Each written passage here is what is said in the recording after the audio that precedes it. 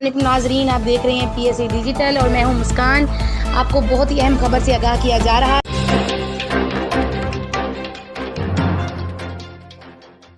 आपको अहम खबर के साथ आगाह किया जा रहा है।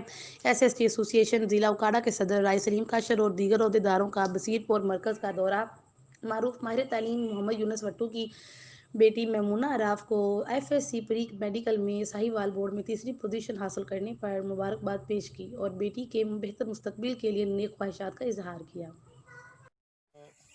मुबारकबाद देते हैं, दिली मुबारकबाद देते हैं और दुआ करते हैं कि अल्लाह ताला बेटी को मज़ीद कामयाबियाँ और खुशियाँ अता फरमाए।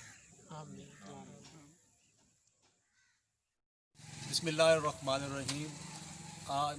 आज हम मोहम्मद यूनुस भट्टू साहब सदर SST एसोसिएशन मरकज़ बसीरपुर उनकी बेटी मैमूना आराफ को प्री मेडिकल बोर्ड साहिवाल में 3rd पोजीशन लेने पर मुबारकबाद पेश करने के लिए हाज़िर हुए हैं। हम अल्लाह रब्बुल इज़्ज़त से दुआ गो हैं कि बेटी हमारी इसी तरह से आगे तरक्की